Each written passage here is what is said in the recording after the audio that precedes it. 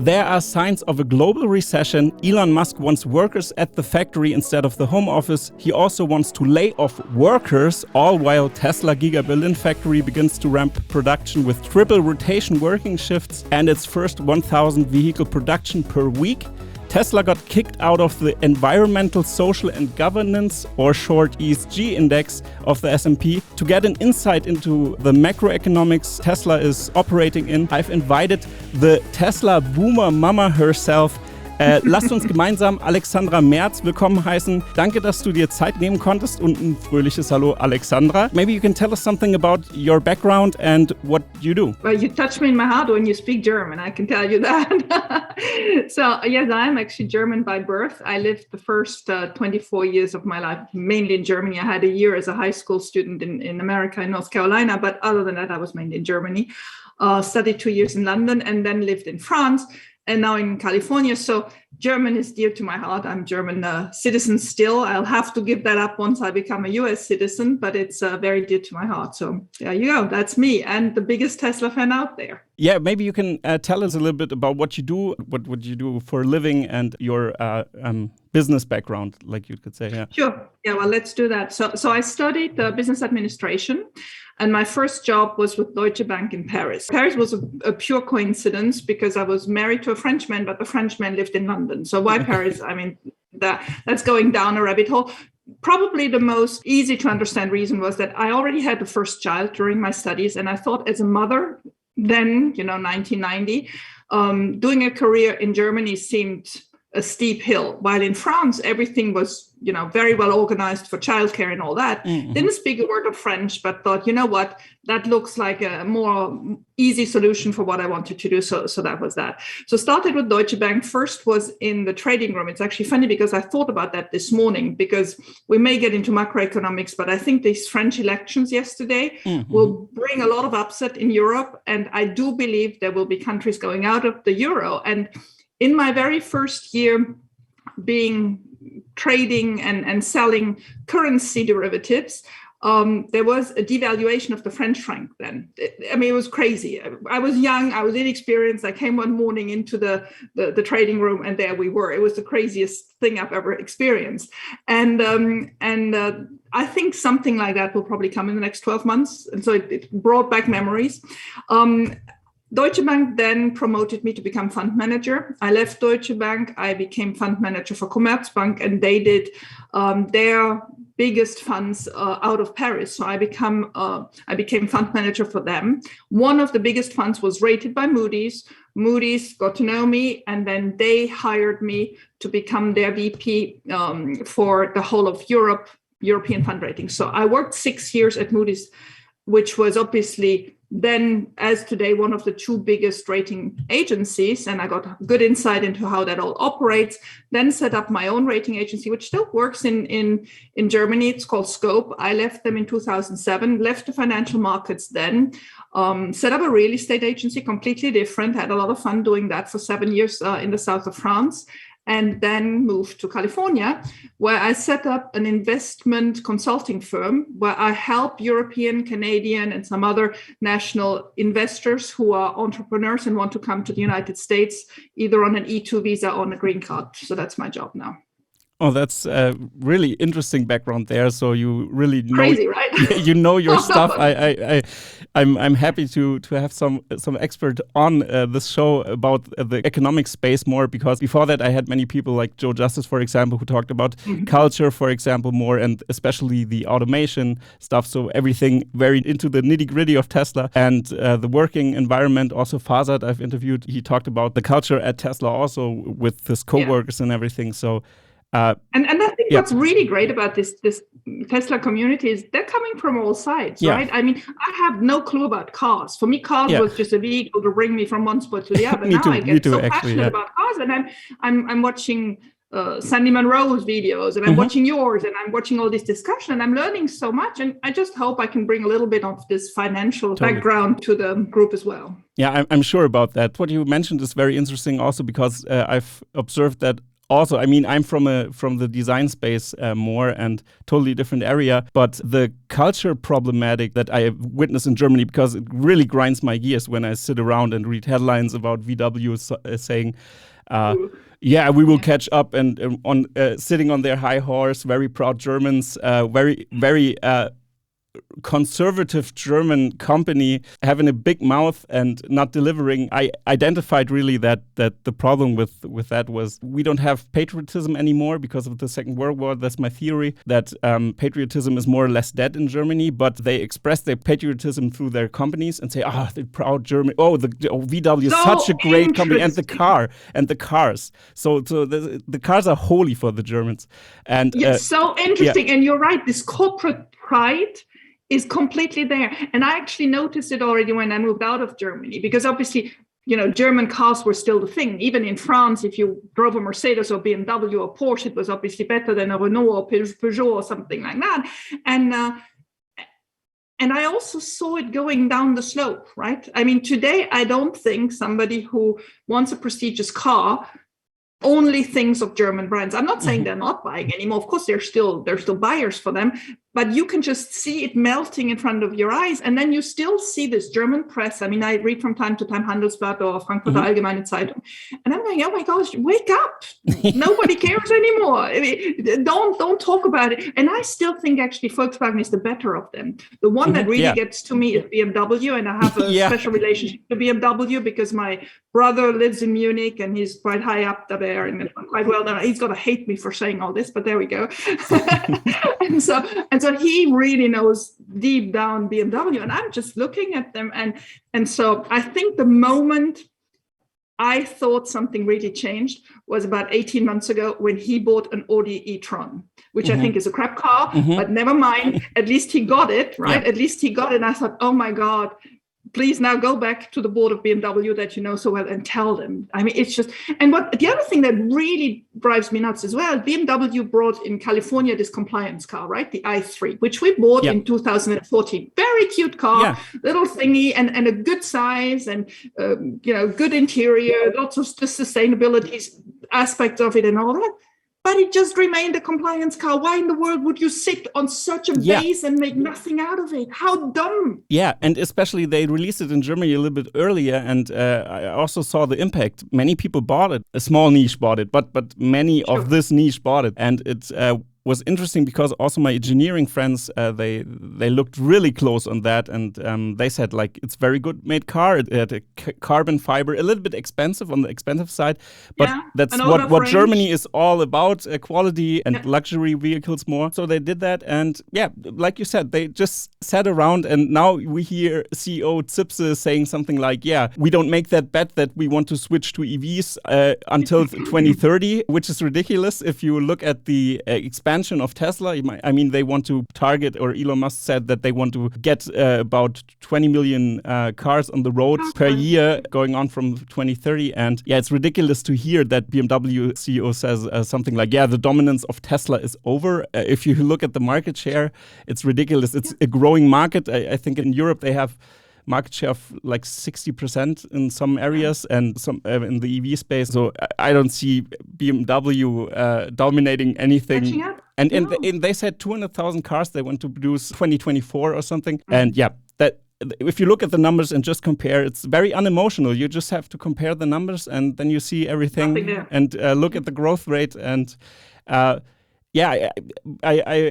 for my master's thesis, I have a case study of Tesla versus VW, and because of that, I'm looking at the culture differences of the US and Germany, especially because I think also from all my interviews I've conducted with all the people from the great Tesla community, that culture is a huge factor for everything. You can also see in the US even, Tesla has such a unique culture also there, a mixture of American culture.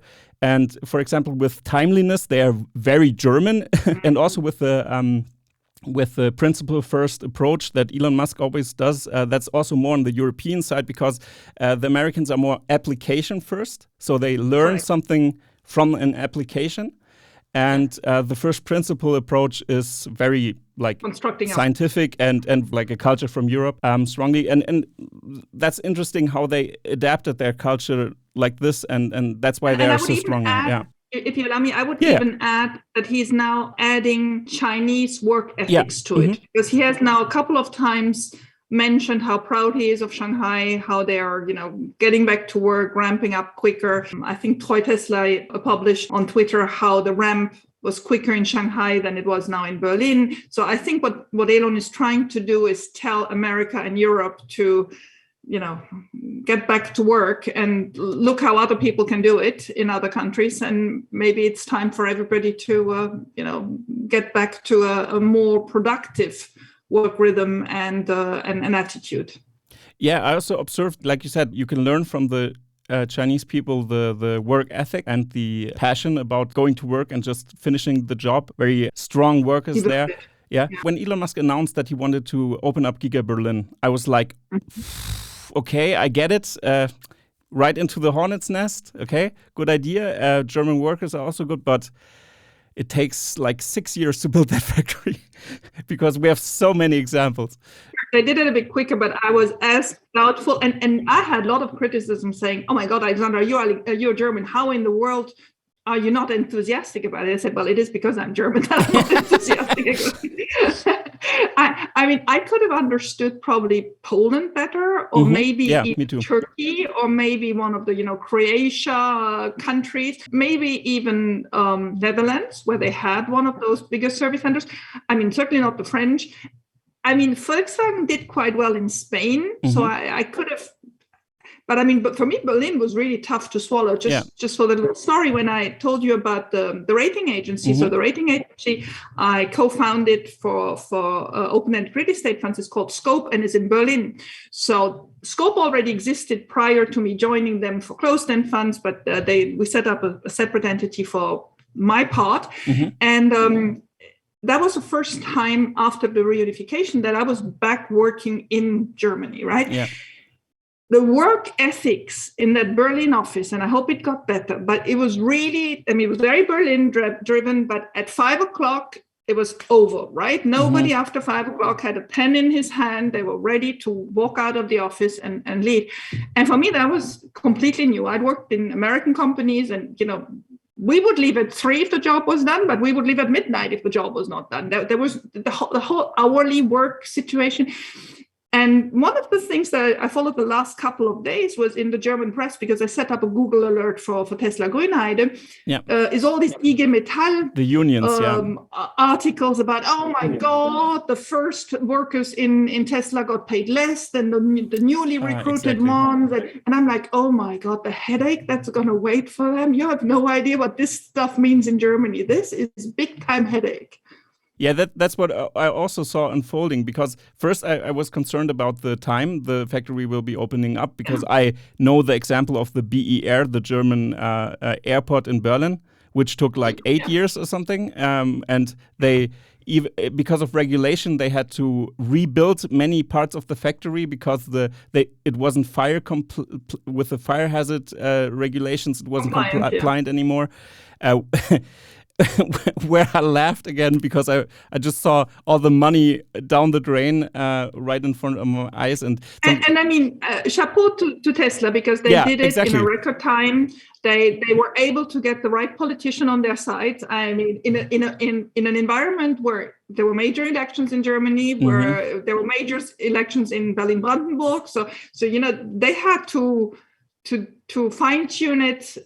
For a company that usually doesn't care much about PR and lobbying and all that, they landed on the spot. The thing is open. They got the post-opening permits, because I was always sitting there going, oh my God, something's going to come around. They will find another lizard that's unhappy and can't have his babies in the right corner. Right? I mean, in Germany, you never know what comes from that environmental side.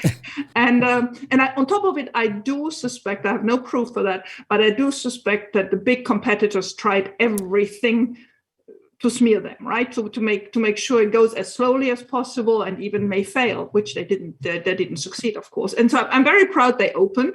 I'm very proud of the ramp up, even if it's not as quick as Shanghai. But just don't underestimate German bureaucracy. This is not over yet. Yeah, and you're totally right. I also think about that with the smear campaigns and also the instrumentalization of the environmental groups, which I also think that is a factor because when people don't want something, they always use the environmental regulations to say, oh, wait a second, there are even people, even just not even VW or another German car brand maybe is behind it. It also could be people from Grünheide who just walk around the area and just try to find lizards or that are like endangered, and then they just say, oh God, I found a lizard there. The dad of my wife, he worked as a geologist and was walking around with a guy like many years ago in the 70s or 80s. It illustrates that point. They were walking before the regulators behind them. They had to look at a train track that gets expanded or something, and then they walked the path. The dad of my wife said, oh, look at that.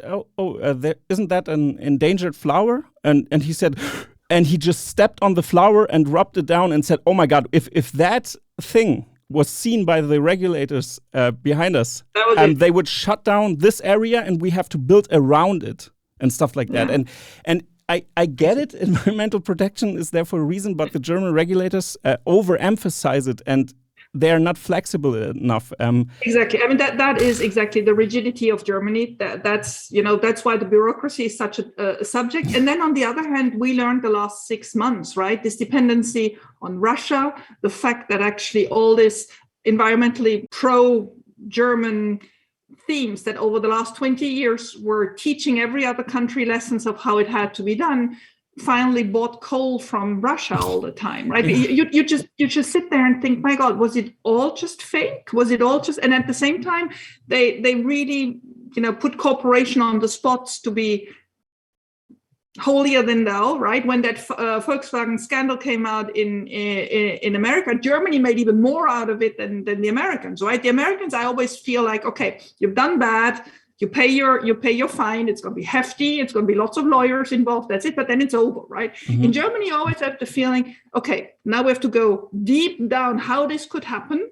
Make sure now we put in 50 laws in place that this will never happen again. And then we walk our way back up. It just takes on for years and years and years. And you never feel there is a conclusion that brings us forward, right? You always feel it's just more bureaucracy, more rules, more things that you can't do. And that's such a shame, because one thing about Germany that is still dear to my heart is that entrepreneurial spirit, what we call in Germany Mittelstand, right? Yeah. Meaning a small company can innovate something or produce something smaller, better, cheaper, whatever than somebody else, and can very quickly become a supplier to so many other companies by being the best one in its field, right? You hardly have that anywhere else anymore. Obviously, you have China being fabrication site for the rest of the world, but in Germany and in northern Italy, I would say, you still have these mittelständische companies, this middle size, very flexible. And that's why actually these German car makers have so many suppliers, right? I mean, you know Volkswagen better than I do, but one thing that absolutely struck me all the time is these 40,000 suppliers, right? When COVID hit, the first thing these had to do was thank the 40,000 suppliers. That was 40,000. I mean, count to 40,000. Just the logistics of organizing 40,000 suppliers, who does what, whatever, right? But that had been their force up to the moment when Elon came and just changed the whole way of doing it, right? That was it. That and Toyota. But Toyota did it in a more, let's find higher efficiency. Let's build higher quality in less time at a cheaper price. While Elon was just first principles, just, make it better from ground up. Mm-hmm. And that obviously was not expected in Germany. That's to say the least. Yeah. I mean, you have to say Tesla also has a lot of German suppliers like Bosch, for example, or the windshield wipers or something like that are from more or less from Bosch, or many patents are used for stuff. That's why more or less some parts have to be supplied.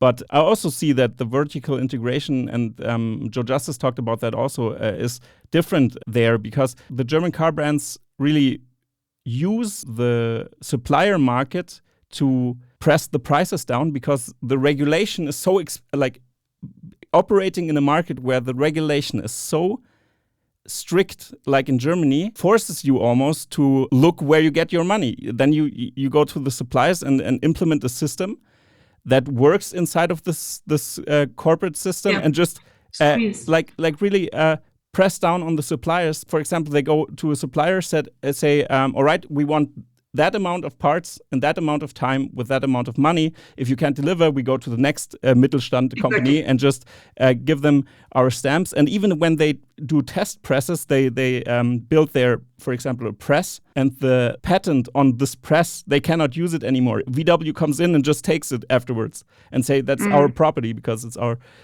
intellectual property. Yeah, I agree with you. And I think the biggest threat in this whole German system, how it's set up now, is that everything has now a time lag. They are currently working on the 2026 Audi or Porsche or Volkswagen or whatever, right? We're 2022. So they are currently working with their suppliers on how is the front side of that Audi going to look? How is the back side of that Audi going to look? How are the windows going to be pulled up and down? How is the air conditioning knob? So they're 4 years back. Yeah. Towards the car, At towards least the 2026 edition to come out, right? Now you compare that to Tesla, and again, Fazad and a couple of others who've done deep dives on how efficient Tesla is, how efficient. They also put these 3 people groups in place everywhere in the manufacturing side, where these 3 people constantly question themselves, how is this really the best part here, or how can we improve that? So they're actually innovating on a daily basis, and the whole nomenclature of every part in every Tesla is on a database. If I drive my Tesla this morning to the service center and they put my VIN number in it, they know exactly which part was used here and there, and it may have been replaced the next day by something better, or that may have been the replacement of another one. This flexibility, all these German car makers don't even have. They're working now on a car that will come out in 2026. Can you imagine how long that is? Can you also imagine what that means in supply chain issues, right? We've now just lived the last 2 years through the worst supply chain crisis I've known. And so what they had planned for 2026 was planned in 2018 and 2019, where nobody had even a clue what COVID was, right? And what that would all entail. And so that's why you suddenly find in 2022 so many problems, because it was supposed to just all harmoniously from 40,000 suppliers fall in there that pressed the lemon to have the biggest margins. I mean, on top of it, add to that a business model where the biggest margin is actually in the repair sector, right? They all know darn well that even if they sell the car at zero margin, right? But at first you have to get to zero margin. But even if they would sell the car to zero margin, they would still make money on repair. Now add to that a population that suddenly says, well, I'm not going to repair anything anymore because I want an EV where I don't have to go and get anything repaired anymore.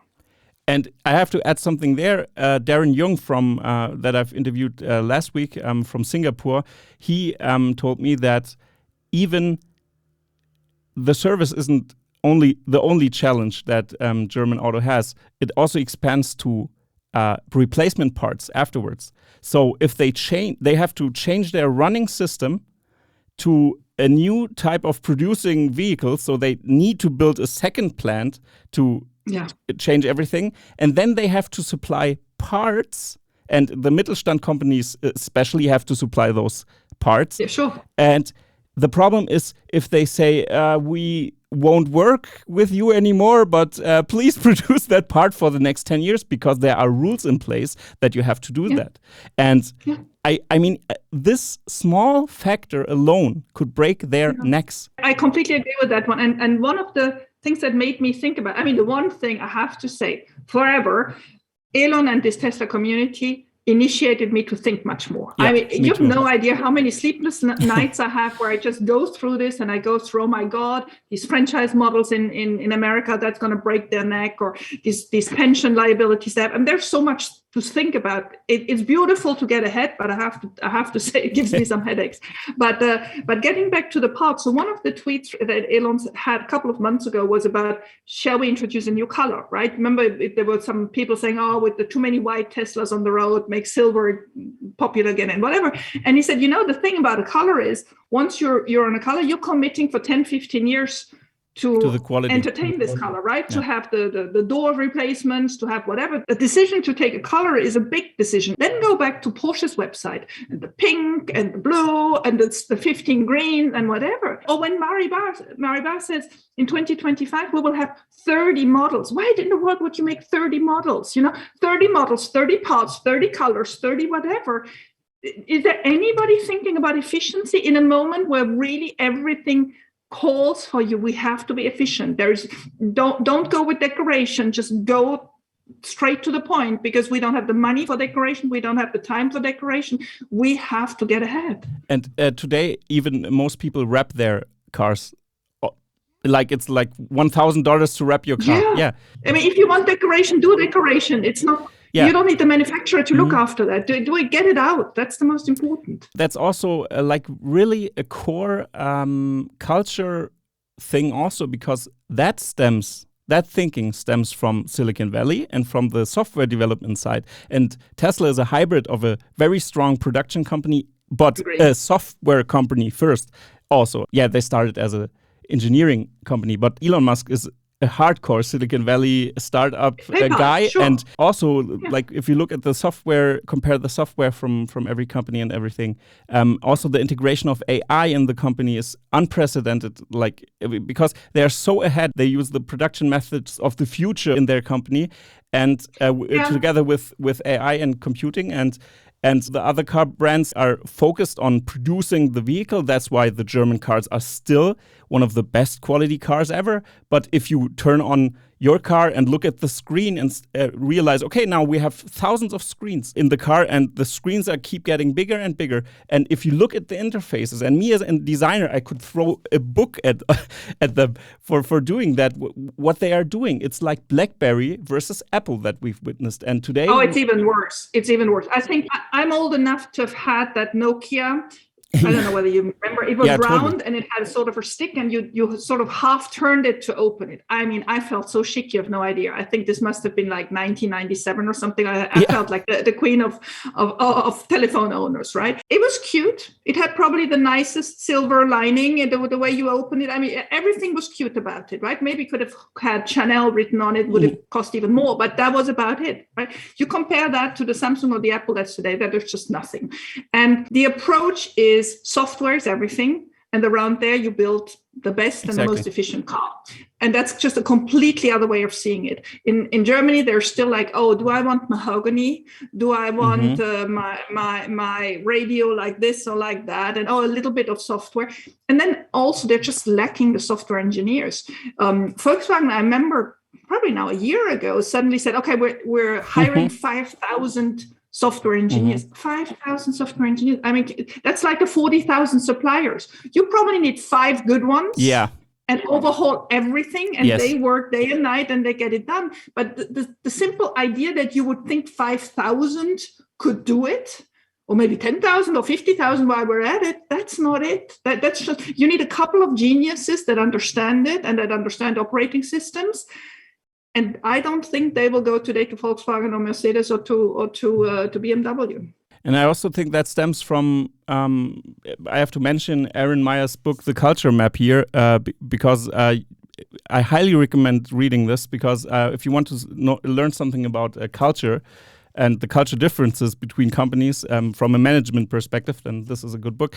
And there you see that Germany, in comparison with America, has such a different culture in decision making, because German decision making is more hierarchical. Thank you. And then the American companies are more or less a little bit more egalitarian, but the devil is in the detail because the Americans have a very unique set of culture. The boss does the decision to move fast. I'm not sure how it was called, but deciding fast is crucial for them. It's very important for them to decide fast before they sit around and discuss every decision. And in German companies, you all like the thing you want to do in the day, you even discuss how do we do it and like that. Very interesting. And that rejoins actually a lot of experiences I had since I moved to the United States 8 years ago. So when I moved from Germany to France, I love the Germans, but lots of things were the same. You know, they have the same system of insurance, for example, right? Yeah. Your Vollkasko insurance in Germany. I mean, I think any German can write a book about, you know, how well they are insured and how much they pay, and this is a whole thing. When you come to America, first of all, you learn there are 50 states who have 50 different regulations. It's much more federal than Germany is, right? Germany, you still feel the difference when in the education system. In America, you feel it in so many things. A state governor in the United States has much more to say than a minister president of Baden-Württemberg or whatever. And then the other thing is the Americans' attitude to fatality and to insurance and to risk-taking. It is clearly much higher, right? They have a much higher tolerance to fatality and to risk-taking. Why? Well, it is still a young nation. I mean, I can still feel that, you know, 200 years ago, these people were threatened by death. You still feel in the younger generations, the danger United States and the west of the United States represented 100, 150 and 200 years ago. The other thing it is a formidable melting pot. I mean, you can tell me about Europe and immigration as much as you want. America integrates immigration much, much, much, much better. Here, the common religion is the dollar, right? Yeah. I mean, in Europe, nobody would even talk about it. If you say to a European, is your common religion the euro? They look at you and think you're completely nuts, right? Here, the one thing that makes people stick together and has a common value system, in my view, is the dollar. That doesn't mean they're all capitalistic, by far not, but they all need to survive, right? They're immigrants from all corners. Every person I ever met feels like, 3 generations ago, my grandfather came from Ireland. My family came from India 15 years ago. I was born here, but my whatever. So whoever you meet has an immigrant story and had to survive financially here. Some better than others. But the one thing that they all have is this belief that the US dollar is, ruling their life is not the right word, but it is the predominance that holds them all together. So when you see that, speed, what you just alluded to, becomes very important, right? You can't lose time, because if you lose time, you lose money, you lose your attachment to the dollar, you lose your ability to integrate into this society, you lose the future for your children. And then obviously, America isn't all good. There's a gun problem, there is how expensive education is, there's lots of other things that are not working. But once you understand what holds it together, it's a very noble nation. There is nothing to be bad, just because you say, well, it's the dollar holding it together, that doesn't put it in a capitalistic corner. It just doesn't. What you've mentioned is very interesting also from the communication standpoint, because the German language is also very low context if you compare it to the Asian languages, for example, or Asian culture in general, that it's very high context. So you really avoid topics almost. You talk around the corner almost to not offend anybody. But the US is the most low context country in the world. Whoa. So you know why? Because of all the immigrants. Because it's an immigrant nation. Even they fled from all the European stuff happening in Europe. They said like, oh God, we got to go. So many high skilled, high performer went to America. You really have to be as low context as possible to be very precise in what you say. That's why Americans shorten everything and do it a little bit more simpler, and that really benefits innovation and agility. It does. And it also, the whole thing then nourishes more high flyers, right? Because it is then short and because it's precise and because you have to, perform on the spot all the time. Yes. you nourish more to become like that. And then you have more and they nourish more again, right? So it's the whole wave is building up on the same thing. While I think you destabilize and discourage all this innovation in Europe. I mean, I can only really speak about Germany and France, but there, if you're an outstanding entrepreneur and stick the head out too much and too big mouth, I mean, I've paid for it a couple of times myself. I can tell you it's not appreciated. Mm-hmm. You better shut up, right? Yep.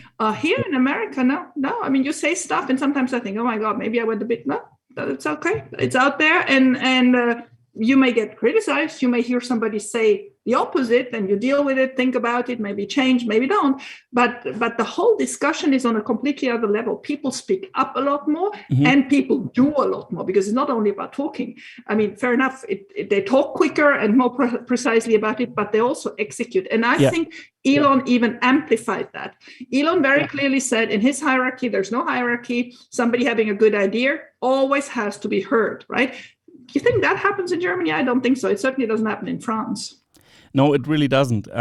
This is really crazy to even wrap your head around, because using your own head is such an important factor. Because if you look at the corporate hierarchical structures in Germany, are even more conservative than in most US companies, for example. Even though they on the scale they are very near, if you look at the scales of Erlenmeyer there, but it's very crazy how this unfolds. And you're totally right. The culture of Tesla is very special also for the US market. They also differ from US companies even, but they inherit the startup culture, the best of the culture word you could have. They try to inherit that. They prime their workers in their anti-handbook, which is 4 pages long, just saying, like, use your own head, communicate openly with everybody. If it removes bottlenecks, innovation is key for the company. So they just say that right away. I wanted to add something here because the US, for example, is so different. I want to read something if you don't mind from the book, because I'm into that. I was browsing through the book while you talked, but I was listening. Here, consensual or top-down, which do you prefer? As we've noted, both the United States and Germany are outliers on the deciding scale. Although the United States falls towards the egalitarian end of the leading scale, it appears towards the top-down side of the deciding scale. Meanwhile, though Germany is characterized as a hierarchical culture on the leading scale, it is marked by a consensus-oriented decision-making style. Aside from these two cultures and one other we'll look at later in the chapter, most cultures have similar positions on the leading and deciding scale. And on the deciding scale, really, Germany and the US are the total opposite of the spectrum. Yeah.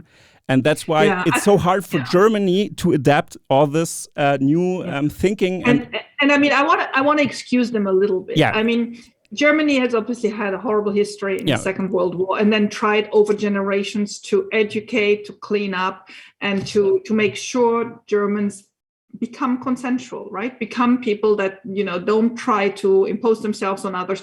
I mean, I think that in reality, they do impose themselves on the rest of Europe, but that is also because the other ones are just, not as efficient and not as producing as much as Germany is. So they're just some basic facts. But even in that environment, Germany tries to be consensual. I think consensual is the right word. And when you try to be consensual, it just brings that fluidity with it that doesn't allow for high peaks, right? That doesn't allow for very strong personalities, just because that's what they want to avoid, right? They don't want this outstanding people blaring their knowledge over us. They want to be consensual. They want to make everybody happy and be as fair as possible and have thought everything through as much as possible and all that. So let me defend that. But when you then add the American system, and I agree actually with what's given, it is faster,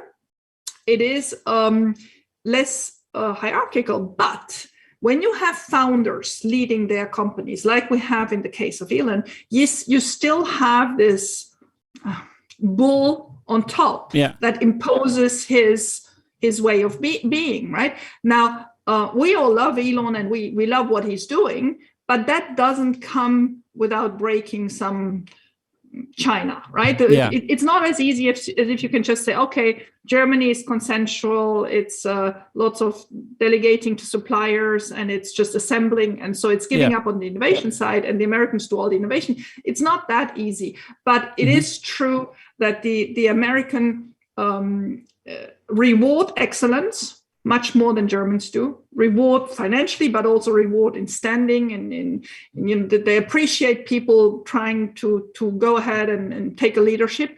But that also comes with some more non-conventional, non-consensual behavior that's then sometimes difficult for these Germans to digest. But I think actually for me, the biggest test for Berlin Tesla Grünheide is going to be when Elon does some of his controversial stuff, because it just comes, there's never a quarter without anything. So how will they digest it? Well, I think the Chinese have a behavior where they just ignore it and keep on working. The Germans do have a little bit of a social warrior in them, where they feel they have to fight to maintain consensus, right? Yeah. And I think that will probably bring some edgy cases with it. I also think that's good for stabilizing the country, in the sense that social differences aren't as big. And you must say that Germany has a good social system. If I lose my job, I'm supported for some time. That also has a negative effect sometimes, then people take advantage of the system. But I think Germany has a mission to do that, even because of the atrocities they did in the Second World War. Exactly. And so they have a special position in that case. And you also see that the differences in the prosperity of Americans, for example, the scissor is more apart than in Germany, you could say. In Germany, it's more stabilized. So there are reasons, but this system also makes you slow and very expensive system. You have to really see, like, what is the sweet spot. And I think in America, it's not at a sweet spot, and also in Germany, it's not at a sweet spot. Yeah, and I can tell you, actually, working in immigration, speaking to many people who want to immigrate to the United States or looking for different alternatives, there is no perfect country in the world. Yeah. There's just not, right? I mean, for some, the United States will work out better, and for some, Europe will work out better, and some Asian, African countries, whatever. There is nothing perfect in this world. There may be advantages, and there may be countries that correspond more to your individual character and your goals than others, but that doesn't make them perfect. And nobody should idealize one or the other. But one thing for sure, Tesla would not exist as it is if it would have been in the United States. 100%. Yeah, never. I'm also glad that the headquarters are in the US and not in Germany, for example, because if that, then they couldn't even expand. Because you also saw that in the 90s when all the software companies left Germany, because the regulators stepped in and said, great, taxes. How we can impose taxes on you guys?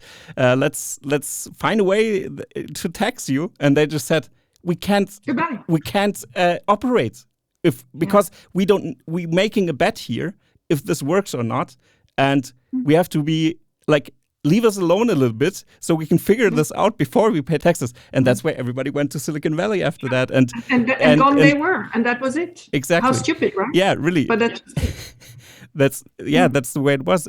But I think also that's why I really liked that Tesla also went to Germany afterwards and decided to build a factory there, because these two cultures can really learn from one another. I really see that, and also see if they do this wedding right, there are good times ahead, because German car brands really can learn something from the agility of Tesla and the way they treat their workers, in the sense that they leave them alone and say, you got a brain, use it, and you are responsible for your actions, and not the company is responsible that everything is fine. But if you want to say something, want to talk to the CEO, no way, you talk to your supervisor. So who do you think, where do you think they will open the next one? I think they will open the next one in Indonesia because of the Australian market, for example, and all the Asian Pacific markets there, and also to have a second factory besides China, which is also important, because we don't really know how this conflict unfolds, because they have tensions globally especially with the South Chinese Sea, where they are very expandatory country, and that's a little bit dangerous. And also, it's one of the biggest economies in the world and surpassing every other. Like, it's just a timing thing. You could just wait. You just wait, and then China will be on top of the world with their financial system, or what, like the highest grossing country in the world, because they have such a huge base of people there. And that's why I think Asia is still a big thing. They will expand, but I think they will be opening up a factory everywhere they can, more or less. Like, for example, in England also is also an interesting spot to expand. The next 2 factories, I think, would be somewhere in Indonesia, for example. Maybe just a battery factory, but we will see. Yeah, that's what I think. Yeah. Another question, let's just talk a little bit about the ESG now, because we talked a little bit about the environmental groups, and that's very interesting. And I want to start this question with the offices of the DWS, which is a Deutsche Bank company in Frankfurt, was raided by the police because of a suspicion of fraud and claims of greenwashing. What a surprise. So, who can take the ESG indexes serious anymore? I mean, all of them. Well, I mean, honestly, I would just wish that everybody understands it's a joke and it goes away. But the problem is it won't, because at the same time that these things unfold, like DWS, like Goldman Sachs, the governments themselves want to actually play a more active role in ESG. I think that ESG is here to stay. Again, I wish it wouldn't, because it just proved it to be a complete joke. But what we know, and how deep we dig into unfolding that ESG today is a real joke, nobody really cares about. There are a couple of news outlets that carried us. This was the least watched video I ever put out, right? I mean, I know it's boring and you have to go into it and it's an hour of explaining and whatever. And so I made a 9-minute shorter one, but even that, it's really very detailed. So let's just make sure everybody understands what's currently in place is a complete joke. It's a complete joke, and it's put in place to allow people to use them, understanding how they build their scores and how to have a good score, and hence greenwash, right? The whole system is in place for that. Now, parallelly, the governments, COP26, the United Nations, took this subject and say, okay, annual reports, the financial reports that we get every quarter from Tesla and then every year annually, have to now include some information on ESG. We want reporting on that. Okay, that's the point where we are. So that has been decided in November last year. So they want in all these annual reports some standardized reporting. So obviously the accounting firms are in heaven. Can you imagine more data to be delivered and to be built up, right? And so they now formed, they asked IFRS, which is the foundation, which has German car makers paying into the foundation. So this whole thing drives me crazy, but that's another subject. So they asked the COP26 nations, asked IFRS to set up this ISSB, which is the sustainability standards board that should then internationally be applied to all these annual reports, right? So now we have more government and all. So while I would hope these ESG ratings and all the thing would just be flushed down, they've been ridiculed and let's go away. At the same time, we have governments saying now to these accounting firms and to everybody else that's playing in this field, okay, we want numbers in these annual reports so that people can compare, and that then asset managers have the basis on taking educated decisions. Now, sounds all great until you understand who is financing this ISSB. They are financed by governments, by accounting firms, but also by petrol companies and car companies. Okay, so you have suddenly players in there that will now decide in the next couple of months which standard numbers have to be in each annual report. And that's why I got completely freaked out, because this is actually one of those key moments where you feel something is happening and you wish everybody would pay attention so that they can't do whatever they want, but nobody wants to take attention because it's such a boring subject. I understand, but it is a boring subject with quite a lot of consequences behind it. It's almost because like if we get the same, go ahead.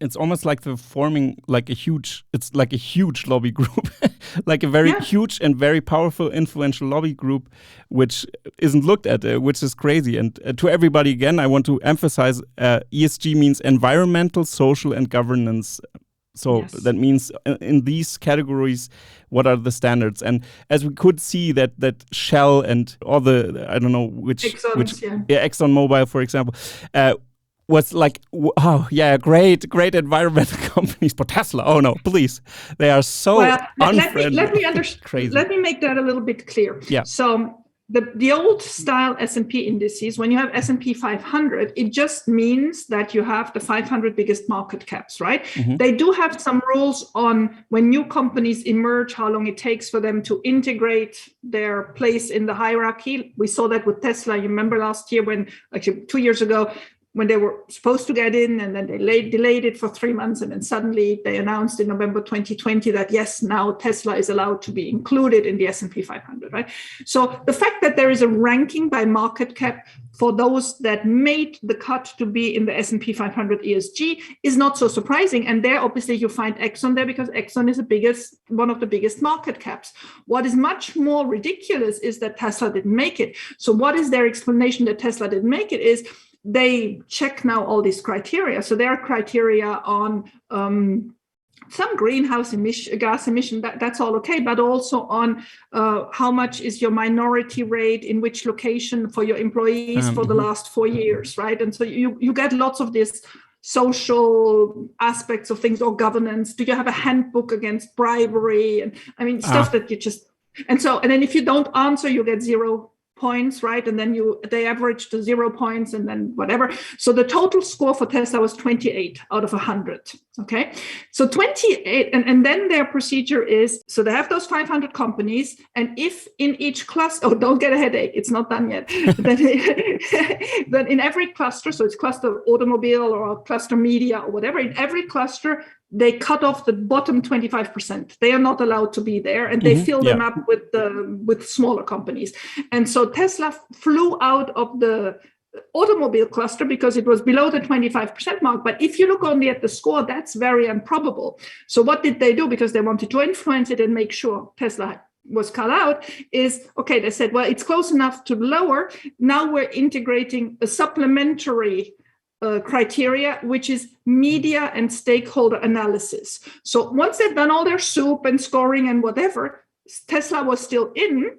And then they said, okay, what did the media say about Tesla? Well, there, you know what happened. And whoops, Tesla was out, right? And that made that suddenly in the ranking by market cap, Tesla wasn't in there yet. Yet Exxon looked as if it was strong, but Exxon wasn't strong. It was just they made their cut in the petrol industry, right? And they were above the 75% group. Yeah, that's so ridiculous. And I get flashbacks from Mercedes, for example, who put out the level 3 autonomy system in Germany, where you can just use it when you drive like 60 miles per hour on the highway only, Autobahn, just behind the car, and your air conditioning runs on auto. If we activate it, it's per default, it's on auto, so the windows don't get fogged. And all these strange things they are doing is because of regulations. But when you look at the lobby groups and look at Mercedes, and then you realize, oh, maybe Mercedes lobbied to have those laws in place to shield their market from Tesla, because they're just coming around and having a superior product, a way superior product with such a different approach. And the worst thing that could happen, that regulators, for example, put in like LiDAR scanners are mandatory now. So what do you do? Exactly. And that is my whole point. I'm so frustrated because talking about ESG is such a boring subject, right? I mean, I wish I could make it sexier. I try, but it doesn't work.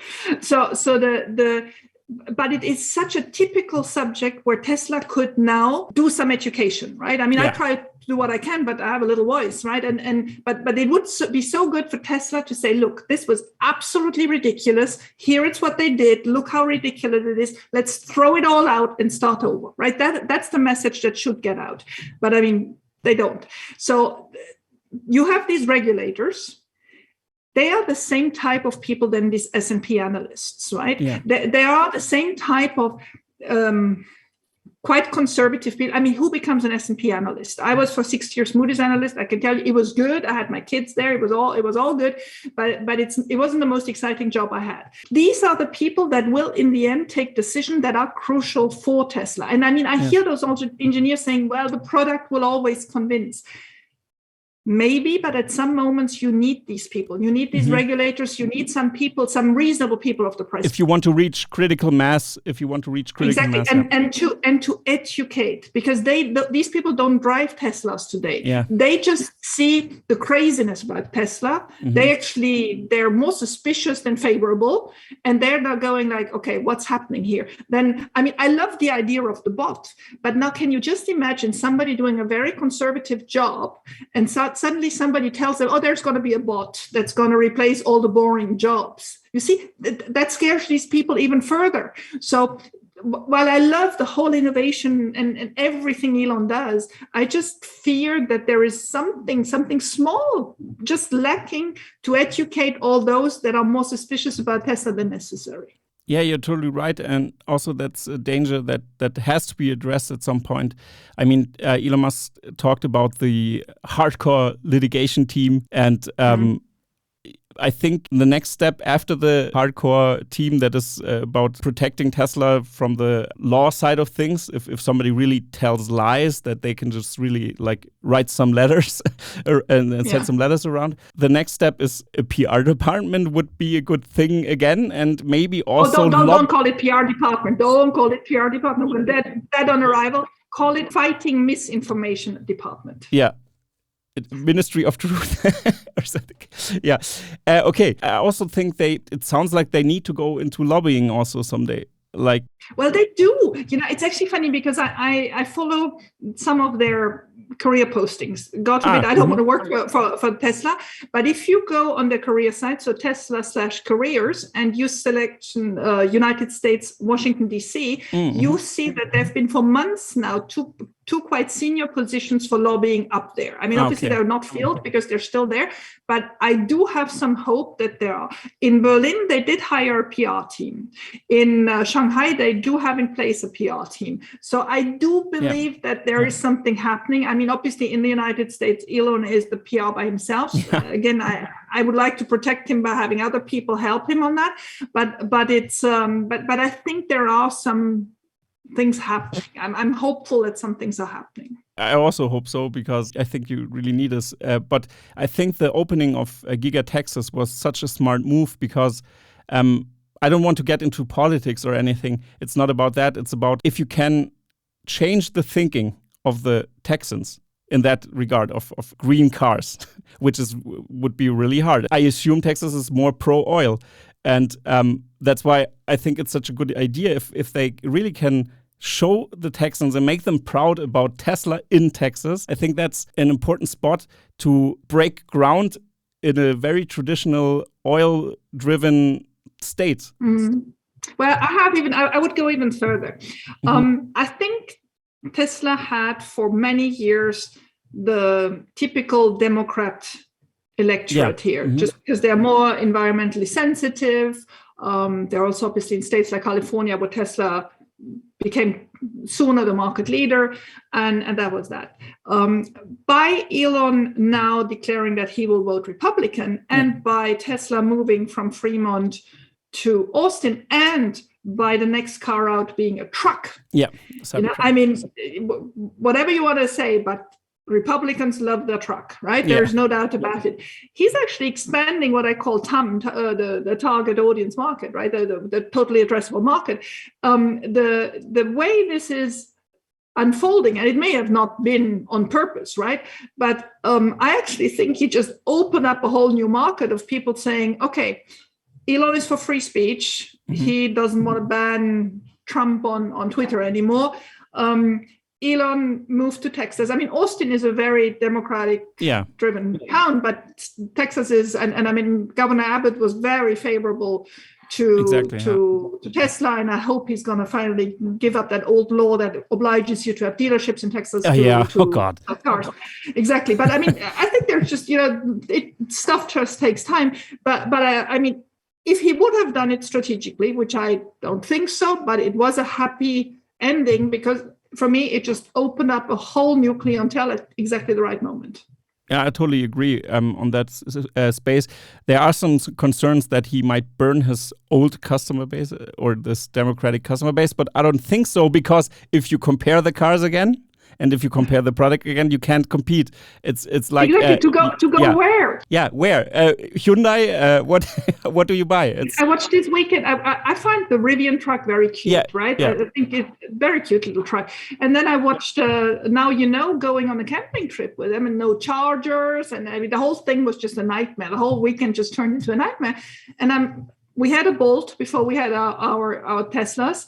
And before that, we had the i3. So we were used to the Electrify America bad network. And when we upgraded to Tesla, it was like, stepping into heaven because it was an upgrade. Now, if you have a Tesla and are used to Tesla, and now you would suddenly downgrade to a supercharging network that is not Tesla, good luck with that. Good luck with that. That's not going to last. And I don't know whether you know, but the Ford Mach-E is the most quickly resold electric vehicle in the United States. I think it's something like 4 or 5 months that people then put them back on the market. And they lose money on that thing I now. know. And oh God, okay.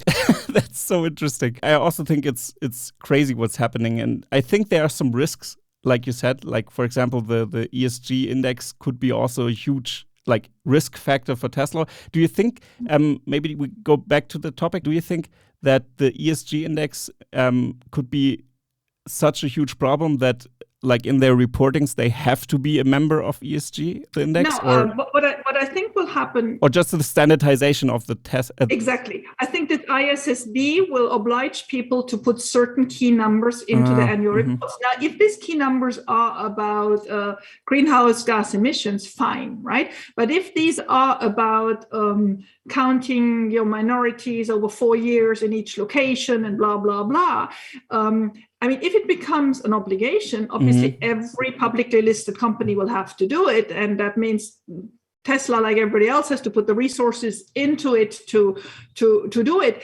And if from those standardized questions, the MSCIs and S&Ps and Moody's of this world do then their own indices and ratings and whatever, well, be it. But where we are is now this exact moment where they determine what information has to go into these annual reports, right?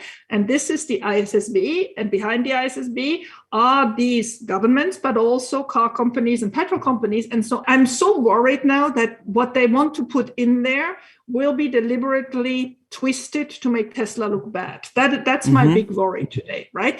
And all I want is sufficient public exposure so that we all watch, because if we all watch, they will be much more careful at what they do. And that's what I also observed. That's what I also like about the Tesla community. I have to add that people are not in the Tesla community for no reason. It's not just an Elon fanboy club or something like that, or fangirl club. It's because of the execution, and because I think people are hungry for getting through all these BS stuff we were witnessing over all these years, and people aren't dumb. People see stuff like that and they look at the company, and through that they learn about many, many different topics, financials, for example. I've learned so much about culture also, even though I am in the space of marketing and everything, but I'm still learning about that, about automation, about technology. And that's why also SpaceX is so important, because if you see 2 rockets land simultaneously and you compare that, that's the most high-tech thing people could see in one picture is that, and people said, oh, that's CGI, that's propaganda. I know. And at the same time, you have Ariane, right? Arianespace, this typical European conglomerate, right? Where every memo has to be written in 26 languages, so that the whole thing, I mean, don't get me started on Ariane, but they sit there, these Ariane people sit there and go, okay, we think we can do that in 2025. And I was just bursting into laughter. I said, why did you get the script from Mary Barra that you have to say 2025? That seems to be the thing these years, right? What year do we put there so that the stock market still believes it, but it's yet far enough that we don't have to do it straight away, right? And then we can come up with a new version next year for the story. And so this guy made it this guy and all the engineers behind it. I mean, SpaceX is, for me, it's just beautiful, right? Such a wonderful story. But Tesla is the same, and Neuralink will be the same, and Boring Tunnel will be the next. It must scare the heck out of them all, right? They have been so comfortable. The establishment is shaking right now. Exactly. Everything was so cozy for them. They had their Davos summits. They knew each other. They were going to the same spots for vacation. They put the kids in the same schools and everything. And here we come, these. And I don't think we're all social justice warrior. I'm not very good at environment. I mean, we compost and we do what we can, but that's not what drives me. I'm much more the mother of five and getting my businesses up and an entrepreneur. But by us bringing each our little energy to try to find the truth, right? We actually move something. I really hope so. I mean, I will keep on screaming it from everything. Please, let's watch what this ISSB thing is doing. This can be really crucial for years to come, because once we have an international law that financial reporting has to be like this and that is going to be the basis. And we're just witnessing it now. So I really want people to stay attentive to it. And you will do it on your stuff, and the next person will do it on the AI stuff. And if we then can get Tesla to communicate a little bit better in America, I think we can even get the regulators on board. I totally agree. And what I also observed is I don't think people get into the pro-Tesla camp for no reason, like I said before. But I've started this channel because I was witnessing all this FUD going on. And also like Farzad, for example, he also started because he was that's not true. What's happening here? And then you want to speak up. And it's so interesting that also you have better things to do. I assume in your day you have very much responsibilities in your job and stuff like that, and with your kids and everything. And now you sit here and talk with me 1 hour about Tesla, but you are also driven because you witness something that's happening there, and you really have to dig through all those topics. And also, for example, what we witnessed in the market with the GameStop stock, for example, with the short selling going on. Yeah. So we have like almost cancerous symptoms in the financial space. I mean, there are people who are betting on companies to go down. Okay. No, it's not okay. It's not okay. It's the nastiest thing that you can do. Exactly. Yeah. Talking about people losing their job. What are they doing? And what is the SEC doing? The SEC is the short seller enrichment committee. Exactly. And capitalism, I mean, may not be perfect, but so far I haven't come up with anything that, looks better. But capitalism works itself out. If a company is not strong enough to survive, well, it will go bankrupt, right? Maybe slowly, maybe surely. But that you enhance that because you're betting on it with lots of money that's on top of it, mostly not your own, because you actually do that because you do it on the margin or whatever. It's so disgusting. It's just absolutely nasty. I mean, if I have a $500 million position against Tesla, I want bad news. I really want bad news. Sure. And I mean, you're not talking about Bill Gates, aren't you? And I really would wish that guy explains what he was doing. I mean, this happened 2 years ago. So at any moment in the COVID pandemic or whatever, he could have said, okay, that's it now. Let's cut our losses and that's it. Yeah. But he still hopes the stock price goes down to 200, the current stock price, because that's when he starts making money. I mean, I know the guy has more money than we all can even imagine. But doing that, I mean, how nasty can it get? What are you driven about? And then you have to know how well Gates is infiltrating all these players that we're starting to want to look closer, right? His name pops up again and again and again and again on all corners. And you're like, what's this guy about? What would he do 2 years ago to suddenly put so much money on a single bet? Why? I'm still puzzled about it. I mean, how badly driven must you be? I also believe we are living in times where truth really comes out, thanks to the internet also. I'm also very critic about social media because I think the algorithms have to be open source because we need to know what the algorithm says and does, really. The algorithm is driven by categorizing people. That's why they want to break them apart a little bit. Like if you're in the middle of your opinion on a certain topic, they try to push you in a direction so they can categorize you. Exactly. it's not intentional, but it's a side effect of this technology. Yeah. But what we are also seeing is people just can open up a YouTube channel, for example, talk to each other, talk about topics. I think it's very important that you be fair in your discussion, that you respect one another in the internet also, and start to really discuss openly and be a little bit more centered and try to go back to the center a little bit to be on a common ground of discussion. Yeah, and one thing I appreciate, most Tesla discussions are not political. And I think that's actually very important. I think we should make very clear that, we don't only address the extreme left or the extreme right. And if somebody has those political views, I think for the sake of the mission, it should just be put aside and do that wherever you want, but don't do it on the Tesla subject, because it would water down the message, right? And while, I'm pleased Elon is shaking up politics in America, because that deserves to be shaken up. There's so much corruption and it's just so antiquated, and it needs to be put in question. I think we all have to make very sure that we don't get over as being political, right?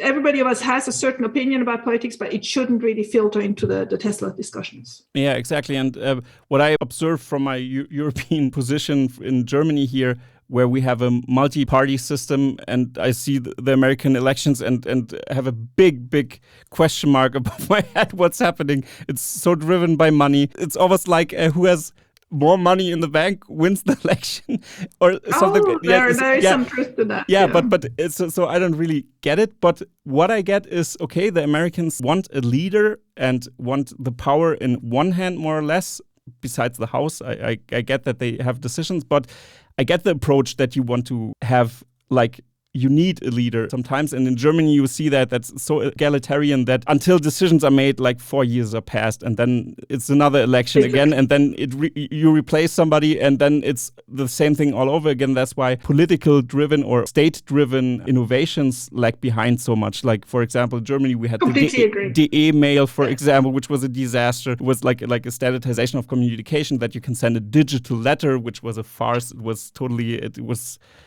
until today, they really try to push it still, but it's dead. It's basically dead. But don't you find it crazy that in Germany, I find over the last 30, 40 years, we actually came from quite stronger political personalities like Kohl and Schröder to Merkel to now Scholz, who just seems transparent, like non-existing, right?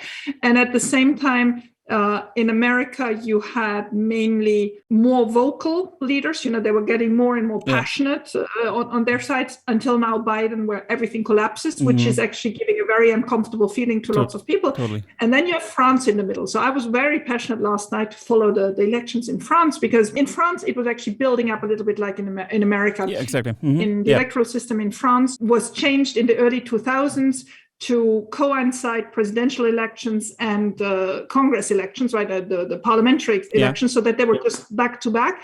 Meaning, what brought that with it was that once you had a strong president, the parliament would follow, and it was just decisions are made. Playmobil deputies in place, and the president was the key person, right? And Macron, the last 5 years, impersonated that. It was me, and me, right? And now, yesterday evening, something that had been quite impossible in electoral setup in France happened. They suddenly have what Germany always had. They have a parliament where they have to agree, where they have to bargain, right? Where they have to get people involved, because there is no clear majority. Macron has a large part of it, but by far not enough to do it. And the two extremes, extreme left and extreme right, have become very strong. They're still not proportionally as strong as they would be if really it would be counted by votes, but that's not how France functions. But they've become much stronger than that was ever anticipated. So I predict, and I mean this, and I've said this morning on Twitter, I predict in the next 12 months, there will be a country exiting Europe and the euro currency. And I predict it's going to start with Italy. I do believe France, because France is maybe the next one. Why? Because Italy has the highest debt. They have to refinance. Rates are going up. Refinancing becomes very, very difficult. Italy historically had their petrol from Libya. That's done. That's done. That was finished when Gaddafi was killed, right? Then they started buying their petrol from Russia. Well, they're under pressure to stop that. Contrary to France, they don't have nuclear, right? So Italy is in a very, very, very, very sweet, bitter spot. Very bad. And they are the ones that the last fuse they have is getting out of the euro and devaluating the lira. So I believe that's where it's going to happen. And I've been really good in European currency and all that. It's been my passion for 30 years. All through my career, that was always my thing. When the euro came, I would have hoped the euro works, but I do believe we currently have the ideal setup for the whole euro thing to collapse. Exactly, because all of the macroeconomic things happening, the war on Russia, it was too much. Think about it. We had the economic crisis 2008. We had the housing crisis. Then we had an incredible bull market until the pandemic hit. And then more or less. Cut off, everything crashed. And people are uncertain. And we have a revolution in the internet space where, for example, GameStop stocks suddenly crypto starts to rise. People investing their checks from the US government that they went the COVID checks into the market. Let me add to that. Crazy. Let me add to that. So that then we have petrol at 120, and I hope it stops because this is enough now, right? Yeah. Petrol at 120. We have Germany starting coal mining again. I think I'm dreaming, right? Yeah. We have Italy in a really bad position. Talking about lizards and bats. Talking about the lizards having their gestation period. Yeah. And then add to all that crypto, right? And I don't believe in crypto. I may be too old for it. I don't know why. This has never been my subject. But one thing I understood is it takes a lot of energy to produce crypto, right? Exactly, yeah. Well, energy just got horrendously more expensive. Exactly. And even though maybe inflation numerically may come down, the price for energy is not coming down yet. So producing this crypto has just gotten much more expensive. So nobody wants to produce it anymore. We are below the point where producing crypto, Bitcoin, is making sense, right? Because just the energy needed to produce it costs more than the 20,000 it currently costs. So just imagine, to all this mess I just explained, the crypto market really imploding. Yeah. Wow. Totally. Wow. Yeah, and also like the market was drunk almost, because I think with the crypto space, it was very promising, because they always said, it uses up energy, but if you do it with green energy, then everything will be great. So but they still used energy from coal, from nuclear energy and everything, and even old facilities where there was electricity in Russia, for example, then they just put in their mining thing illegally in there and stuff like that. Things are happening and they don't really care. They just want to make money. And that was the development. So the idea was on the horizon of 2040 with green energy and crypto. So now it's imploding because of that. They should have went straight into renewables as fast as possible. But the demand for renewables are so. I don't know if we need crypto producing energy. We could use that to power our cars, for example. There are different use cases where we use energy or heating or producing something, because now gas is also a very huge topic with the Nord Stream pipeline shutting down the Nord Stream 2 pipeline. And that's a danger also for Tesla. Well, guess what? If you have a company, you're not going to put the light on anymore, right? Yeah, and it's not even energy production, because for production, you need gas. It's not even for energy production. You need it for chemistry. Exactly. My sentence when my children were younger, they're now 19 to 31, so I can't talk to them anymore. So I talk to you, right? Yeah, right. I'm very happy to transmit. But when I talk to them always, I told them, economy is simple. It's energy. Yes. If you have no energy, there is no economy. So they were, what's in energy? I said, well, it's the petrol at the gas station. It's the energy coming out of your socket, but it has to be produced. As long as you know where energy comes from, everything becomes just much more clearer. If you have no energy, that was it for your economy. Exactly. And people really seem to realize this very late, very, very, very, very late. Yeah, and I think we wrapped up the episode very well here. I want to make a summary here. Like you said, Tesla is just observed from the perspective of a car manufacturing company, still from the industry, which is ridiculous. They don't really see what the potential of energy is. I mean, the energy space with the batteries, for example, that helped Australia get on their feet with their outages, and we had the big energy problem in Texas, I think it was where people even died and stuff like that because of the blackouts happening there. So the energy grid is very unstable, or was unstable there, and they started to help. And that's where you realize the energy sector is such a big sector, and Tesla is really putting in the right work at the right time to go into lithium mining. I mean, it's even a little bit late, I would say, even. But I know that in Canada, for example, it takes almost 10 years to get approval, more or less, to start mining. And that's why Indonesia is so attractive, because Indonesia, the government backs it 100%. They just say, okay, let's go. Let's just do it. Yeah. But Tesla has to be careful to maneuver now, so they can do it environmental friendly, because mining is a dirty business, because they have to get things out of the ground, which is always hard thing to do, and chemistry is also involved and stuff like that. So you have to be very aware what you do. It depends on the material, of course. But and now we see all the things happening, and now we have like a recession. We have a war with Russia in Europe, and right next door to us. No, not a war with Russia. Russia invaded Ukraine. Yeah, exactly. I think it's very important it's important never put to this front. Exactly. Yeah. So they invaded Ukraine, totally, because the narratives are important now, especially in war times. And everything is connected, like you said, with the political system in France, with the elections now, what is happening there, with Italy, for example. I mean, you can have everything under control, but really you don't have nothing under control. If some things, it's so unstable, this big system, and we are so dependent on this global system that now we can't turn back. We have to find solutions. That's why we need a fast mover like Tesla to give us solutions now. And look at that. It's very and on important. top of it, we can actually count, and that's what's so fascinating about Tesla is Elon seemed to have seen this 20 years ago. Exactly. Right? I mean, for us, it becomes evident now, or maybe 2 years ago, but he built this up from the ground up, thinking about every little piece of that. And the next piece is the Starship. So it's actually scary. It gives me goosebumps every time I think about it, because it's just so incredible how this whole puzzle plays out.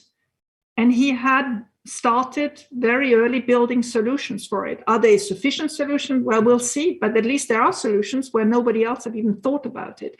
And so this makes me very proud to be an Elon fangirl. Still doesn't make me shut up about the little things I think could be improved, but it's marginal, right? It's really, I just want people to understand, I'm not here to criticize Elon. Get me back at my spot. Like you said, I'm a mom of 5 working from home. That's all there is.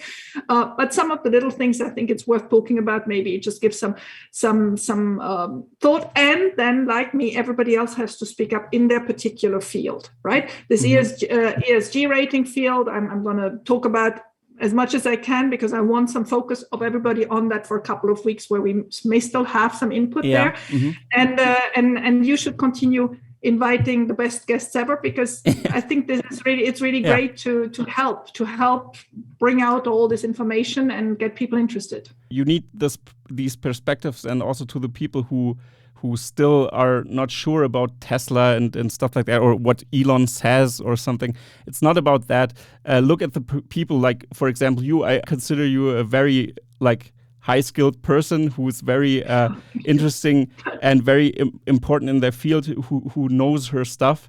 And you have your reasons to like Elon Musk, for example. And then you have to think about why are many experts on his side in the Tesla space and are so excited about Tesla. That should tell you something. Because people who are very high performers really don't get into everything, because the time is rare for them. I so agree. Yeah. You know, I wasn't passionate about anything for a long, long time. Yeah, me too. And I'm passionate about Tesla to the point that sometimes my kids say to me, "Mom, cut it," right? Exactly. Do a channel.